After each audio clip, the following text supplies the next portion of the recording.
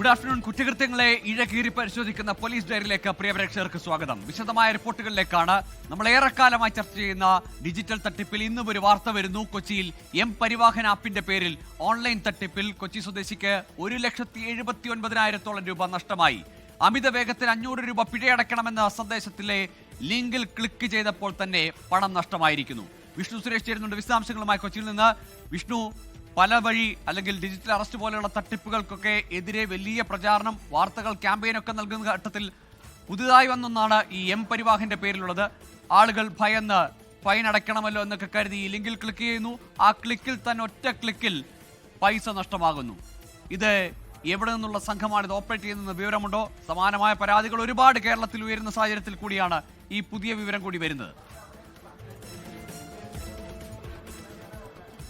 Google കഴിഞ്ഞ വർഷം മാത്രം ഏകദേശം പരിവാഹന്റെ പേരിൽ 700 തട്ടിപ്പുകളാണ് നടന്നത്. അതുമായി ബന്ധപ്പെട്ടുള്ള പരാതികളൊക്കെ പോലീസിന് ലഭിക്കുകയും 2 പേരെ കൊച്ചി പോലീസ് തന്നെ അറസ്റ്റ് ചെയ്യുകയും ചെയ്തിരുന്നു. പക്ഷേ ആ തട്ടിപ്പിന് ഇപ്പോഴും അറുതിയില്ല. അതിപ്പോഴും വളരെ സുലഭമായി തുടരുന്നു എന്നുള്ളതാണ് ഏറ്റവും പുതിയ ഈ കേസ് പോലും റിപ്പോർട്ട് ചെയ്യുന്നത്. 1,70,000 രൂപയാണ് തൃക്കാക്കര സ്വദേശിക്ക് നഷ്ടപ്പെട്ടത്.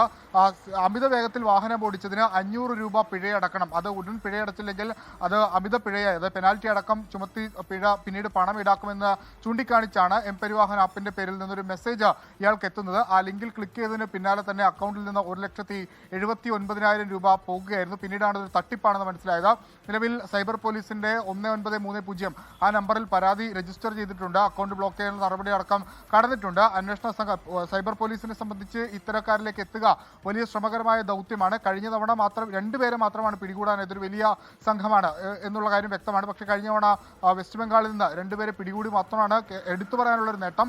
എന്നാൽ പോലും ഇതിന് പരമാവധി ആളുകളെ പിടികൂടാനുള്ള ശ്രമം സൈബർ പോലീസിന്റെ ഭാഗത്തുനിന്ന് ഇതുണ്ട്. അതോടൊപ്പം തന്നെ ആളുകൾ കൂടുതൽ ജാഗ്രത പുലർത്തുക എന്നുള്ളതാണ് ഇതിൽ ഏറ്റവും പ്രധാനപ്പെട്ട കാര്യം. ഇത്തരം ലിങ്കുകൾ വരുമ്പോൾ അത് ഓപ്പൺ ചെയ്യാതിരിക്കുക, അതല്ലെങ്കിൽ അങ്ങനെ പണം നഷ്ടപ്പെട്ടിട്ടുണ്ടെങ്കിൽ ഉടനടി പോലീസിനെ അറിയിക്കുക തുടങ്ങിയ കാര്യങ്ങൾ ചെയ്താൽ മാത്രമേ ഒരു പരിധിവരെയെങ്കിലും സൈബർ കൊള്ളക്കാരെ പിടിച്ചുകെട്ടാൻ സാധിക്കുകയുള്ളൂ. ഗൂഗിൾ തീർച്ചയായും വിഷ്ണു, ഡിജിറ്റൽ അറസ്റ്റ് എന്ന വ്യാജ ഭീതിപ്പെടുത്തൽ, അതിൽ നിന്ന് ഒരു പരിധിവരെ ആളുകൾ അതിൽ ബോധവാന്മാരാവുകയും അതിനെ നേരിടാൻ തുടങ്ങിയപ്പോഴാണ് ഈ പരിവാഹൻ പോലെയുള്ള സർക്കാർ സംവിധാനങ്ങളുടെ പേരിലുള്ള തട്ടിപ്പ്. ഏതായാലും ജാഗ്രത പുലർത്തുക എന്നത് മാത്രമാണ് പണം നഷ്ടപ്പെടാതിരിക്കാനുള്ള വഴി. വിഷ്ണു സുരേഷാണ് കൊച്ചിയിൽ നിന്ന് വിശദാംശങ്ങൾ പങ്കുവച്ചത്.